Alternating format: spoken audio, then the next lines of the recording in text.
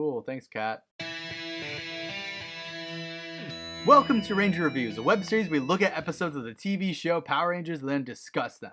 Today we're exploring the second episode of the show, Power Rangers Turbo, as well as the 207th episode overall titled Shifting the Turbo Part 2. We started this episode off right where we left off. Justin and Elgar are fighting at the power plant. Elgar then calls out Piranhatrons, and Justin knows now that Elgar means business. At the graduation, it's a sea of yellow and purple. Then Principal Kaplan is there, speaking about how everyone is amazing. Adam asks Tanya if she's seen Justin, and they think it's weird that he's not there. Then, Justin morphs. Thank God. I didn't want to watch a little boy try to do this entire fight himself. Adam says he'll be right back, and he calls Zordon, asking about Justin. Zordon tells him that he left to go check out something, but he was given strict instructions to call if there was an issue.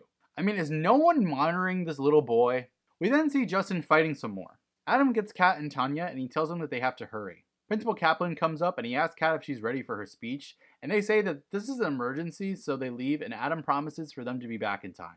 Divatox is watching them run to Justin's aid, and she laughs at this. She wants to make sure that the other teens don't get there too quickly. Is Tommy even on this show anymore? In the parking lot, Divatox shows up in front of the three with Piranhatrons. She then sticks them on the teens, and they start fighting off the Piranhatrons, and this is where I notice that every punch is now accented with like this squish noise. I feel like I'm supposed to like hate this, but it's not too bad to be honest. It's like a little annoying, but it's not bad.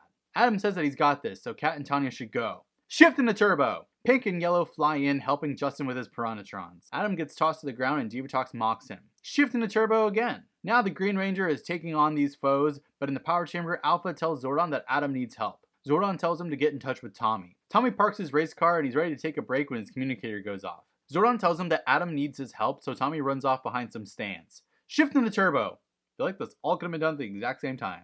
Tommy shows up hitting all the Piranhatrons for Adam because Tommy is like overpowered as hell. They then continue to fight.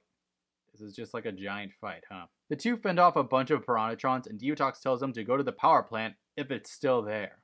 She leaves. Red and Green show up at the power plant, helping the others beat the Piranhatrons all over the place.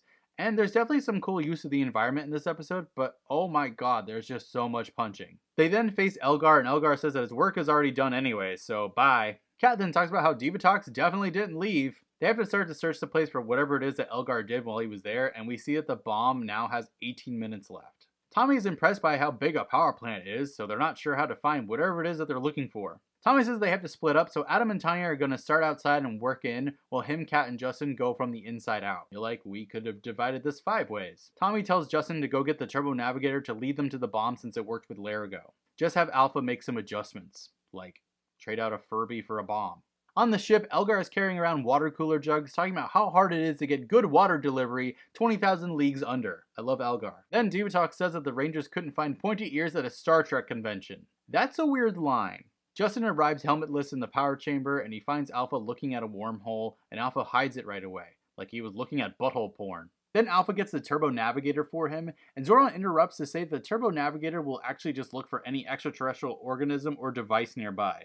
No adjustments are needed. What if the bomb isn't extraterrestrial? I feel like it'd always be going off at the power chamber too. Justin somehow summons the damn thing by hitting a few buttons, and then he leaves after he asks what's wrong with Alpha. Alpha and Zordon then say that it was close, but the time will come soon enough to tell them about whatever it is. Justin meets up with the others and he explains no adjustments are needed, so they use the Turbo Navigator and they start running for the bomb. Elgar is wiping Porto's face and then he just sneezes in it, so he has to start over. Love Elgar.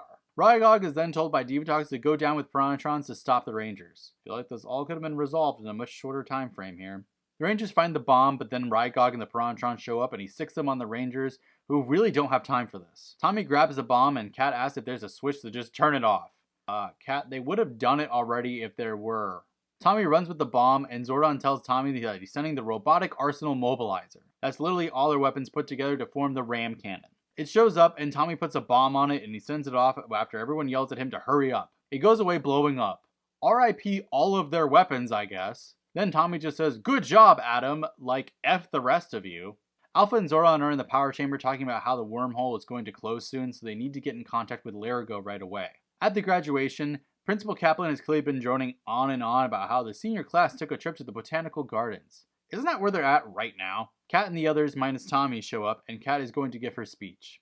She then does her speech at the podium. Then Kaplan tells them to just move the tassel from one side to the other. I guess that's it. Also, congratulations to the class of 1997. I was 6. They all just tossed their caps. No wonder Tommy bailed on this. It was terrible. At the youth center, Tanya tells Adam and Kat that she's a new DJ at KAGB. Adam is going to be working as a stunt performer at Angel Grove Amusement Park. That's actually cool. Then Stone shows up with the 2 chimps. He feels like they're trying to tell him something and he found them in the parking lot. What? Bulk tries to tell the others who he is, but he's just a monkey. Then he runs over grabbing a banana split. Then Stone gets ice cream on his face chasing the monkeys. He then says that they're awfully familiar. Alpha then says that he's anxious waiting for Larigo, and Zoran says to chill out because Larigo has never let them down. Except for that one time he tried to kill himself. Then Larigo's furry ass shows up in the power chamber saying, "Home, going soon." This Yoda knockoff needs to chill the hell out. Alpha checks on the wormhole and is about ready for interdimensional travel. As soon as it's ready, they'll call the Rangers. Diotox finds the wormhole, and she asks Porto where the passage that wormhole goes to, and Porto says that it's a planet called Eltar. Diotox thinks that this is hilarious because there's only one person in the galaxy that would want to go to Eltar.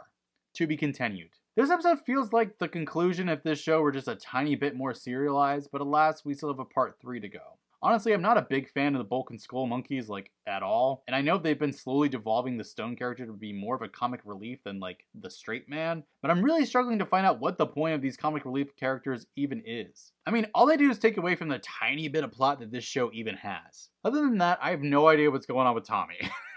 I legitimately don't know what else Jason David Frank could have been doing during this time other than just sitting at home, relaxing. Because he clearly filmed for a day and then waited until at least episode 4 to show up again. It's just very strange when you're the most beloved character on the show and it's just, you're not there. I'm getting Kimberly season 3 vibes, but it's being handled a lot more poorly here. So now that most of the Rangers have graduated, allegedly, how will this wormhole thing conclude? Find out next time, but until then, may the power protect you.